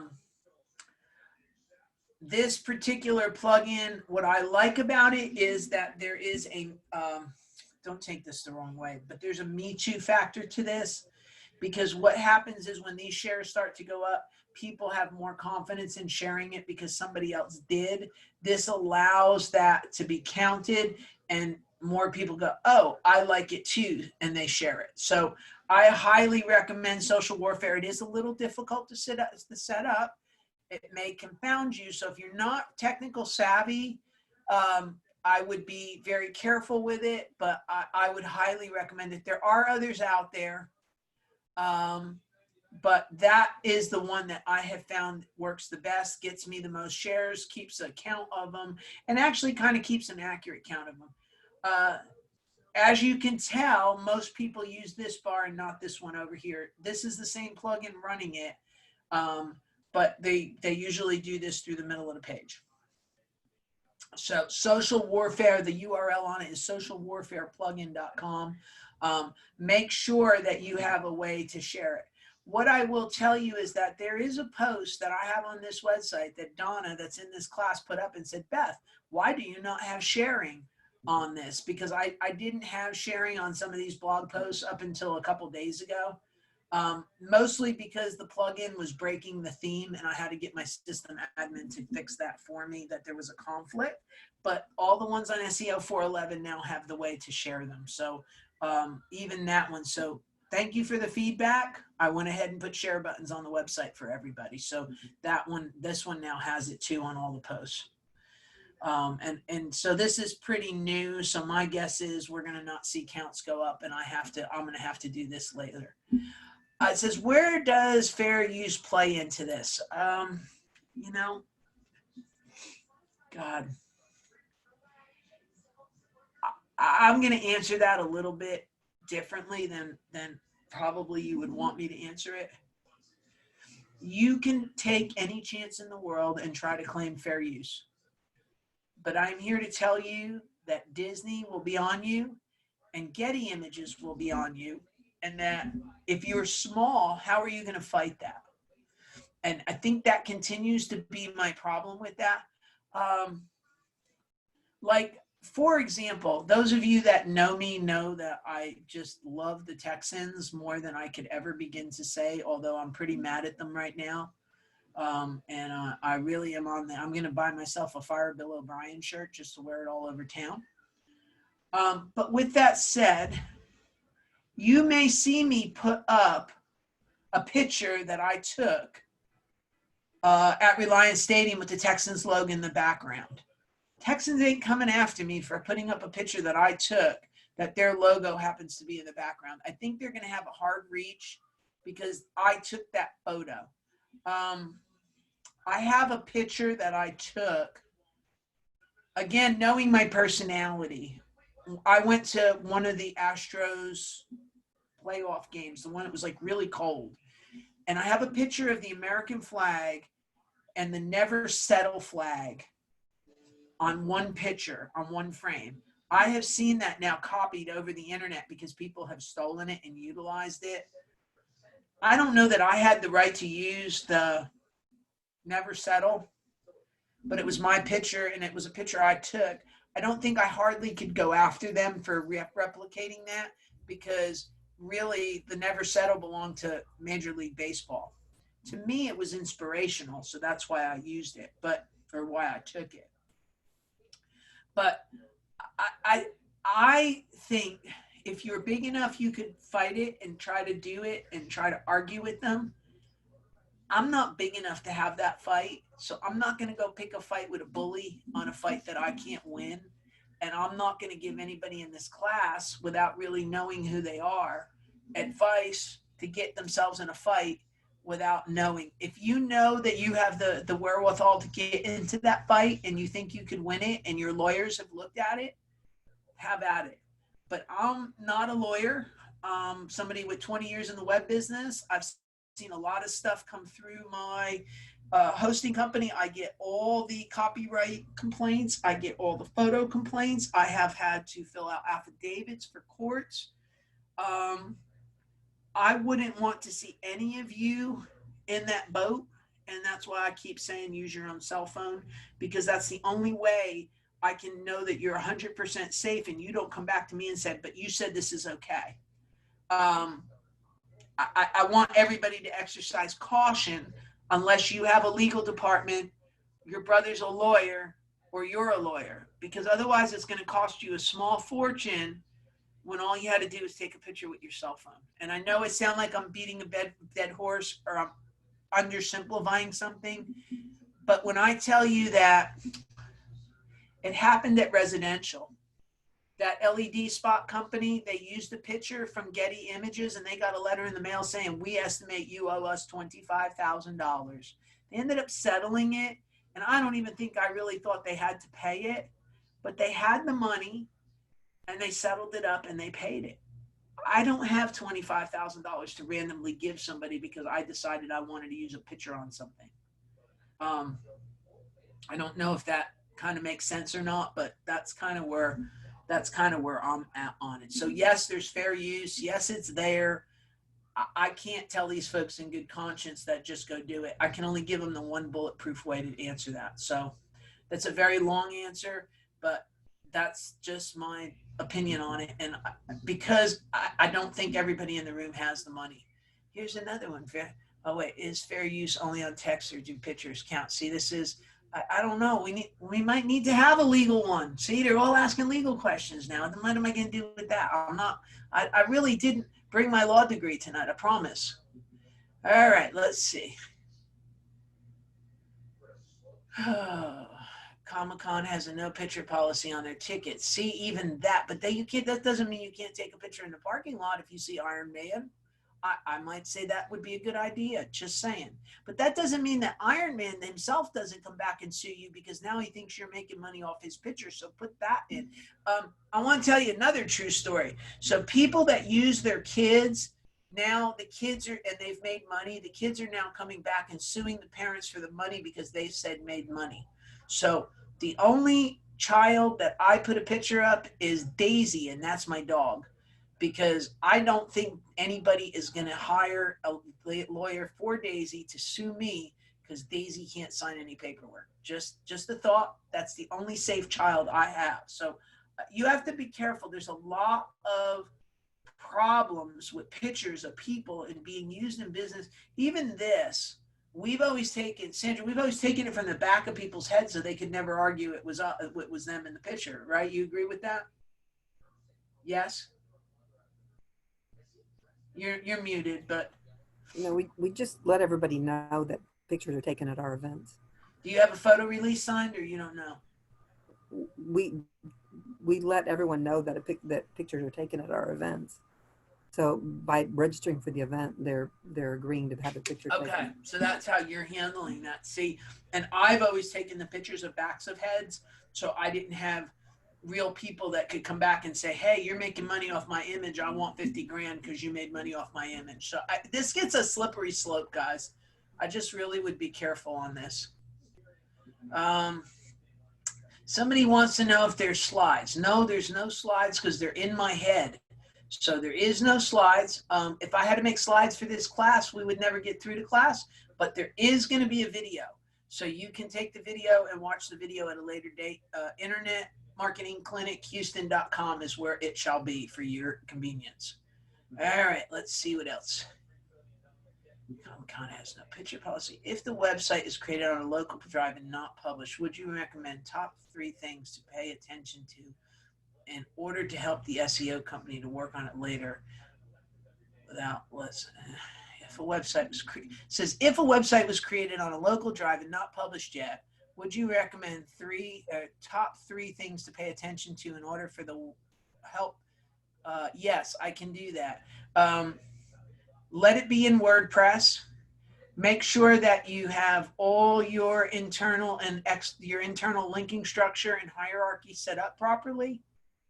And make sure that you are using the proper tags, H1 tags, your meta tags, and your title tags are set up. Where most sites that are built by somebody else fall apart is they fall apart because they have no hierarchy to them. And because there's no hierarchy and no organization, Google doesn't know what the website's about, and inevitably we have to move it all around. Some are worse than others, but that's the top 3 things that I would do on that one. All right, this one says, look at this, I got vindicated. You are 100% right. This is my new friend, Scott Drysdale said, I am 100% right. I love it. No, I'm only kidding. Okay, it says you're 100% right on using Disney, Procter & Gamble, IBM, or any or corporation on their trademark. They will fight you with no exception and and no end except the victory for them. At best, they will tell you to stop immediately. At worst, they will send you a message demanding damages. So that's why I think it's a really big problem. John says, Score has an IP guy. Yes, that's probably a good question. And Jim says, do you think we can get an IP attorney to come to class like we used to? Well, that's a little bit different because that's a Sandra problem. And we'd have to talk to Score about that, but I don't know that it would be part of the Internet Marketing Clinic. So that's that story. Let's see. But I'll look into it and I'll talk with Score. Yeah, and it may be a standalone on its own, Sandra, because it might be worth it in this day and age. It says, will what we're seeing on the slides this evening be available? I think I answered that. I answered that one. And then we all are good with the difference between business and personal Facebook. Okay, this one says, what's the difference between the two? I think that's a good question. Business Facebook is for business, personal business, personal pages are for personal. I mean, that's a real duh moment. I don't mean to be stupid in saying that. The major difference, though, is that when you post something on paid personal, the algorithm is different. So when I post something, I put something up on my personal, I put something up on the company, and I do both simultaneously. With Jim being here, he's a great example. When Jim sees anything I post, whether business or personal, he likes both of them. And I think the reason, one of the reasons you would do that is because my posts tend to show up more in his scroll if he likes them. Like pushes the like button on something I do, because it starts to learn that Jim likes things that Beth does. So it'll show him my company more, and it will show him the posts from me more. Just because he engages with them. And I had told the day class to do that. So they went and signed up for both ACTWD and SEO 411's Facebook pages. And they always like what's there so that they get the notifications of classes, because I post the whole class schedule on both of them all the time. So that will be that. Let's see. The difference, oh, I answered that one. All right. Can you put a link to the replay in the question and answer so we can copy it and get an email with the link? Okay. I can answer that. The link for the recording isn't ready yet. It's not ready yet, but I'm going to say again, Internet Marketing Clinic, Houston.com. We'll have it there once we can get it up and get it together, because they're all there. So if you like this one, you can listen to me for another. How many have we done like this now? 4, 5? There's like 8, 10, 12 hours of me pontificating. If you like this so much, you can go there and listen. We did one all on social media all by itself. That one's a good one too. That one's up there also. I think, Sandra, do you know if Score's putting them up? I'll check with them. I think they are actually. I think there's something on their front page that says Score recorded webinars. If you Google take a workshop Score Houston, it'll bring you to all of their workshops that are posted that are coming up. And I think they've just recently added something there that says recorded webinars. Okay, so you can go through Score, you can go through the Internet Marketing Clinic, Houston.com. I have a YouTube channel that also has them all. So everything is there, guys. They're all there. So if anyone you want, you can just go and have a field day if you want. Okay. What else I tell everybody is, if you do go to YouTube, do me a favor and like the YouTube channel. It helps me out. Appreciate it. Okay. So that's that story. Let's see. I've seen people with YouTube use video blogs to showcase certain comic books or comic book stories. Can the comic book... Oh, see, you need a law class. Yes, I think anybody can sue you. See, that's the problem. I think anybody can sue you. I know you have a different kind of, like, if you were going to do a review of the comic book, I don't think they would sue you. But if you're just, like, doing a knockoff of the comic book or the comic book story, I could see you having a problem. And I think it really starts to be specific to what you do with it. And again, just because somebody else does it doesn't mean it's the right thing to do. It just means they haven't been caught yet, or maybe they're not popular and nobody knows they're doing it. So that's the, if the tree falls in the woods, does it make a noise problem?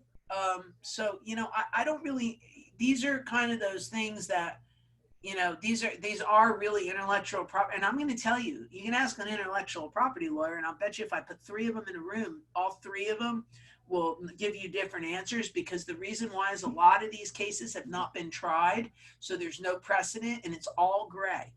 If you have the money to endure a legal battle, do what you want. And then if they come for you, they do. If they don't, they don't. I would not risk my company over this. I would not find a way to work around this. I wouldn't do any of it. I would keep my nose clean, but I also, A, don't want to put my company in jeopardy, and B, I don't have the pockets to fight these people. So I'm not going to ever pick a fight I can't win. So, and I just told you I picked a fight with Perry Holmes. So that tells you I'm not really opposed to fighting things. But you know, it's just that I can't win an intellectual property case against Marvel Comics or Disney, because you're not fighting Marvel anymore. You're fighting Disney. Okay. How do you separate the business from it? You don't, kind of, sort of. So here's the thing with Facebook, you have to start your business page off a personal page. You cannot have a personal page that is not tied, or you cannot have a business page that's not tied to a personal page. What we have done for large corporations is we've gone in and created a persona for the personal account and then attached the business to it. So we never had to worry about somebody getting mad and walking out with the profile. So we have created people to attach the business profile to, but in essence, you can't do one without the other in Facebook. LinkedIn is pretty much the same way. Although what I will say is that LinkedIn is people driven. So when you put a post up, you want to make sure you put that post on your person more than you want to do on your business. Okay. Oh, I'm saying a persona. I mean like a person. I just went and created a new person with a fake email address and set it all up. So, and then attached the business to it. I think we did one for Dish Network, and I think the guy's name was like Jim Hightower or something like that. So we just made a guy up. We made his birthday up. We gave him an email address, and no, you know what we did? We called him Mike Evans. I think that's the guy, whoever the guy is that does the home improvement show. That's what we did. We named him that. And that was the owner of all the Dish Network that we were working with, their profiles. So that would answer that question. Let's see. All right, so I think we're good there. All right, so we talked about share buttons. We talked about how to put the blog together. I'm going to show you something really cool here. And I would recommend everybody do this. Jim, this is not new information to you because I did this today in day class, but I'm back to keywords. So what I'm going to say is that for the longest time, we stopped teaching keywords because people were not doing it right. So we would say, pick a keyword, and they would write a page for web design, web designer, web designing, website design. They would write 5 pages, and all those were variants of the same topic, which was web design. So we kind of started to tell everybody work in concepts, not in keywords, but you do need to bring the keywords back into the fold. And there is a plugin for Chrome that I'm highly recommending everybody get because it allows you to see keywords and related keywords. Well, see, you may be JJ Watt, and if you're JJ Watt, that might be why they asked you for a legal ID. But if you're not JJ Watt and you weren't pretending to be JJ Watt, I've never had them ask me for a legal ID if I could prove if I could set up the base account. So I have multiple accounts that they're also tied to different phone numbers. So when we set up these accounts for businesses, we make sure that they're tied to phone numbers that belong to those businesses and not to myself or somebody else. They're real people, just they don't have birth certificates and driver's license. So you should, as long as you can make an email for them, you shouldn't have too much of a problem.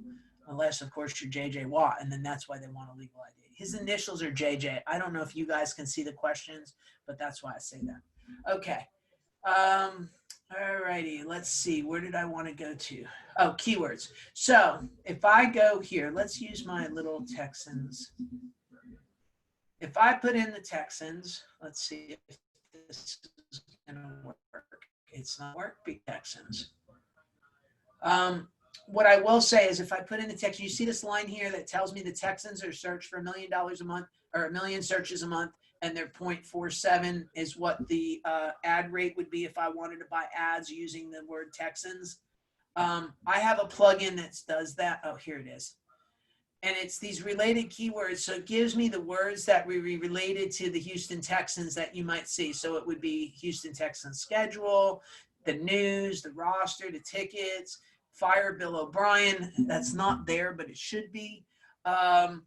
Anyway, when I go and I look at all of this, I should be trying to work these items into my blog post. So if I was going to do a blog post, which I'm going to do, and I'm going to do it on pivoting, P-I-V-O-T-I-N-G in the pandemic.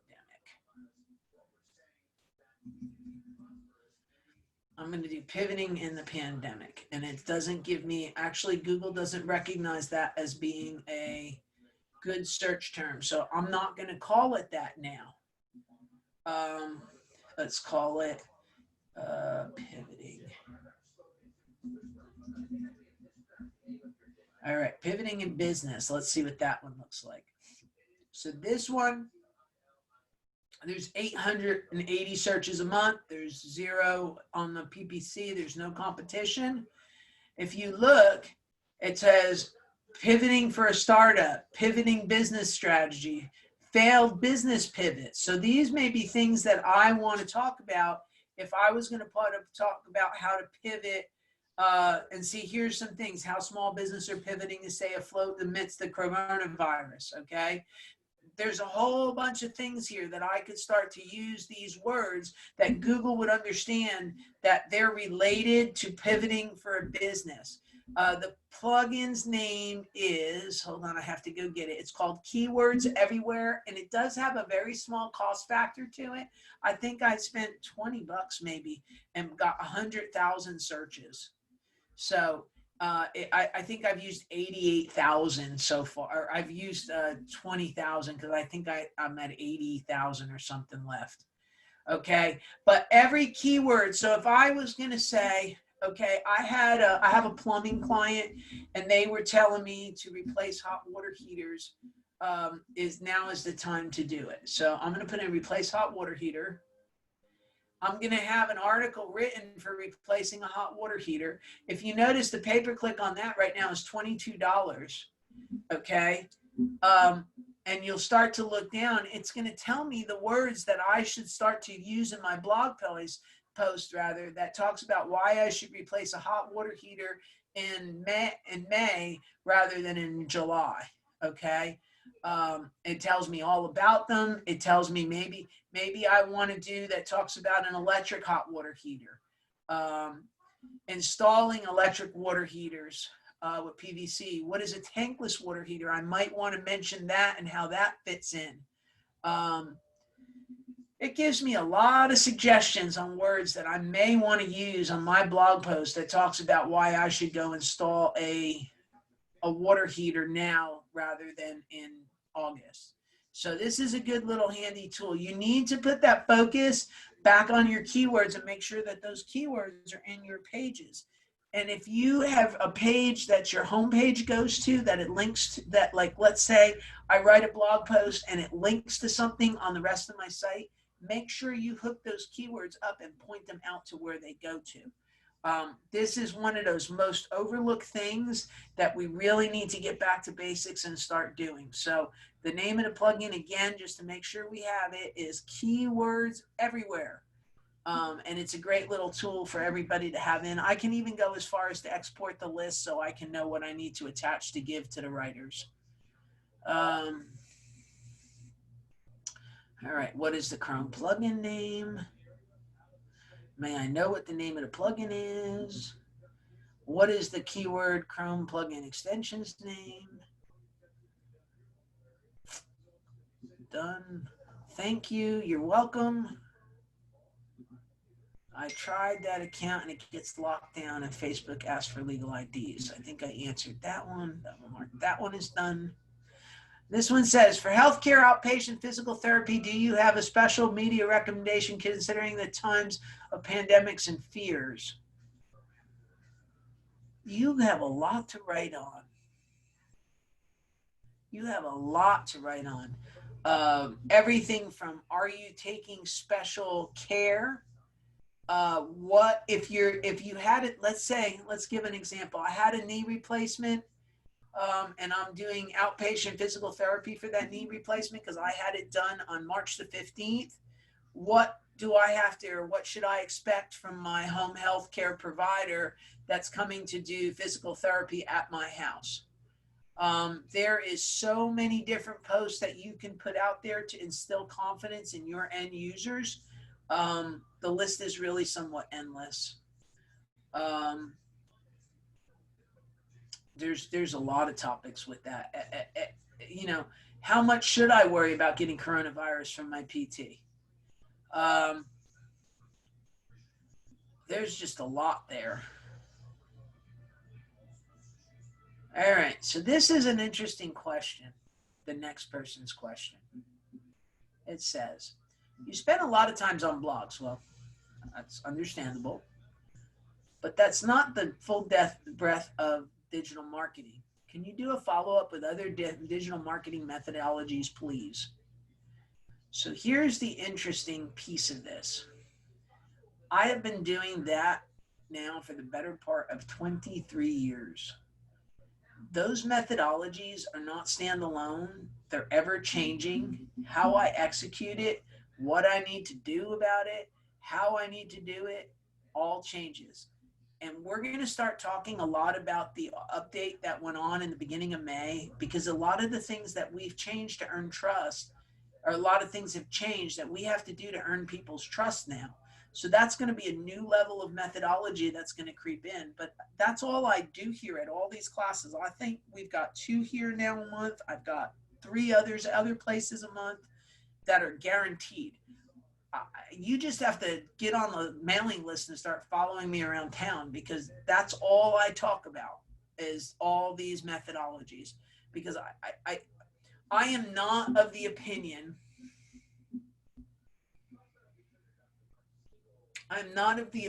that you can do just one thing. SEO is holistic. It starts with how you build your site and goes all the way out to all of the how often I post, what I post, how I say, what I run. Do I do classes in the outside world? Do I have affiliations with outside entities? Am I a leader in my community? Have I been doing this just for a week? Google's looking at all of that now. So when I say something, it's said with a whole lot more weight than if somebody else says that. And I'm going to say that about you too, Sandra. If you say something about entrepreneurship and how to build a successful business, Google's going to listen to you a whole lot more than they're going to listen to Flora over here that just joined your team a couple weeks ago, right? You haven't been doing entrepreneurs and businesses for a real long time, right? So as a result, you have a whole lot more weight because there's signals all over the internet that talk about that. So as we want to talk about digital methodologies, there's so many of them. Some of them I can put together and make work. Some of them have to be debunked. this is why we've been doing this. And honestly, in this format, I struggle a little bit because I can't get these questions from you. Normally, when we're all in the same room, you guys rapid fire me just as much as I rapid fire back out to you. And I think that's how we kind of learn, which is why I've kind of tried to make sure we get all these questions answered. Well, let me add something to that. First ahead. of all, while we cover varying topics, we do feature a certain topic. So that's why we talked about blogs so much today, because we promoted this digital marketing clinic as being mostly about blogs, but there was still room for other questions. And so I think that's, since we're getting near the end of our time, I think that's a good opportunity to tell you what the next digital marketing clinic will be about.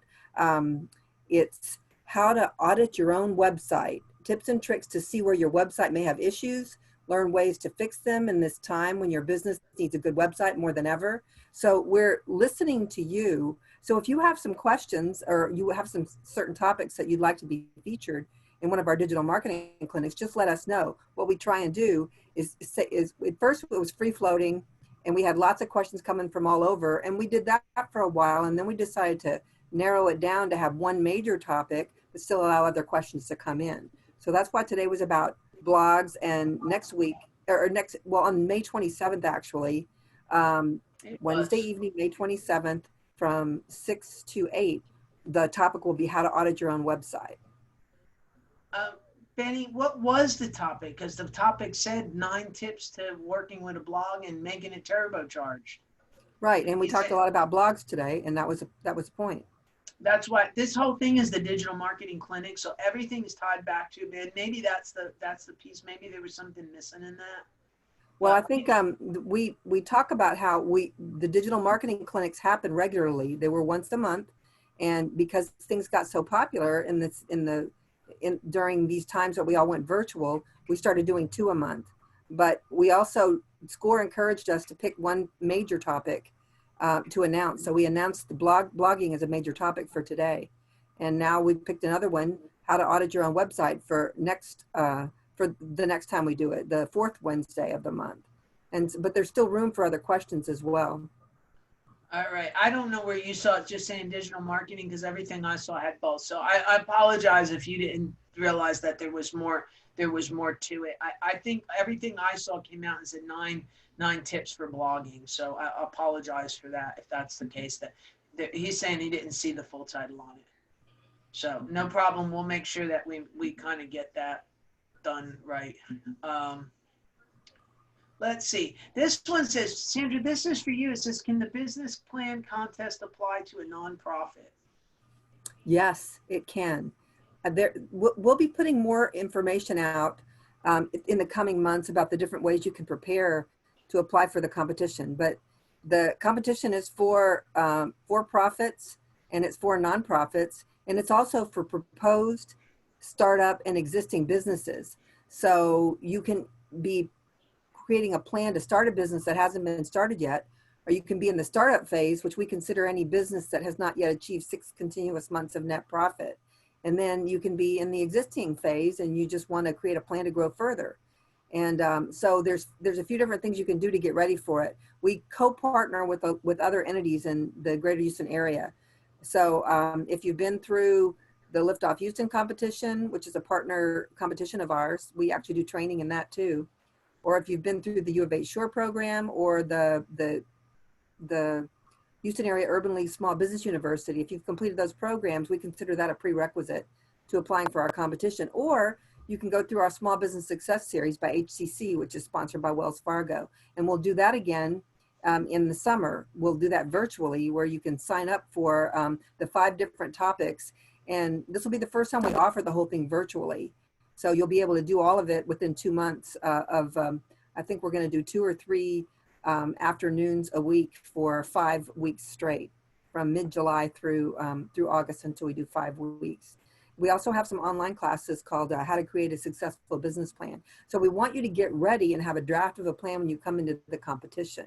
And then you apply. And when you apply, if you get in, you get assigned a couple of advisors. So you can apply as a 1-person team all the way up to a 5-person team. And if you get in, you get 5 free training sessions. And actually we added a 6th this year. And so there's training to help you refine and polish the business assumptions in your plan, because the real goal of the competition is not just to award prize money to the top 5 teams, but is to make sure all teams that move through it get a chance to come out with a stronger, actionable plan that they can implement against and take to go get funding. So we're excited about it. It's our 13th year of the competition. So we say, get ready for it now. Don't stop.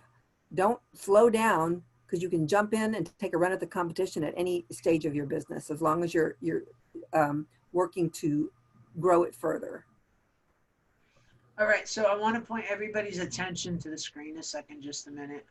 On the website, if you go to the internet marketing thing, like I said, the entire class, the schedules, and everything are here. I have 3 questions from Helen Fu that I think reviewing some of the past classes and maybe some of the future classes may answer those questions. None of them are sort of appropriate for here. Basically what it says is we're on the first page for repair of pallet jacks and we don't have a lot of sales, and how do you benefit? And when I look at a page like this, there's no wonder, I don't know where you are on this page, but you've got to assess where you are and what classes that talk about all the problems with this page on how these things are.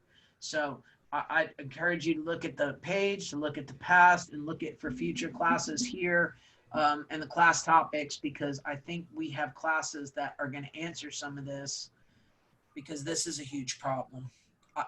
And I'm going to say, I'm going to make an editorial, and you all can go away with the editorial for the night. This change that Google made on May the 4th, I'm very disappointed that they made a change that damaged and hurt small business as bad as they did, when small businesses could have used a hand up from them instead of being pushed further in the dirt. The ones that went down are the tiniest of the tiny. I feel bad for some of the people that for what seems to be what they did to cause this. And I'll get back with that as I need to get strategies on how to combat it, which is why I've not touched it. But when I look at a homepage like this, if you're number 1 organically, by the time I get to you, I need a nap. I may need a full night's sleep, and I may need to go get my lunch, because by the time I get to the organics, I've had to get through 1, 2, 3, 4, 5, 6, 7, 8, 9, 10, 11, 12. I have 12 choices before I ever get to the first part of Google. So I just, there's a problem there with this. And then we need to kind of talk about all of this. And we're going to talk about this in depth over the next several months. So just hang with me. It's not appropriate for this particular class per se, but it is a burning and pressing question that really needs to be looked at. So with that, I'm not happy with what they did and the timing of it all. I think we all could have used the help, not to be hurt. And it's unfortunate that they did what they did. So, all right. Anybody have any other questions? Because we need to go to bed, Sandra and I. It's like 8 o'clock and it's like past our bedtime. At least mine it is. I don't know about yours, but mine, it's like my gas tank's on E. So if you guys are good, I'm good. Bye, Jim. We'll see you next time. So I think it's been a great, I think it's been a great experience, and I appreciate the clinic side of this where people get to ask a lot of questions. So it is a different format than one where there's just one big PowerPoint presentation, but this is a chance to really ask questions. So I appreciate having someone with the expertise to be able to handle. How many questions have we done? 78 questions today? We've done 78 questions, yeah. And we didn't even flinch on them. None of them we flinched on. We knew the answers to all of them, except the intellectual property ones. And even then I kind of can guess, but well, we'll take that to score and see, and hopefully the people that signed up for this will get more stuff from SCORE, and they've got IP stuff too. Yeah, I think IP stuff is a good thing to do from time to time. So thank you, everyone, so much for joining in. We appreciate it, and look for more news about our next one coming up on May 27th. All right, and we'll see you all in 2 weeks, if not before. Thank you, everyone. Have a good night. Thanks so much.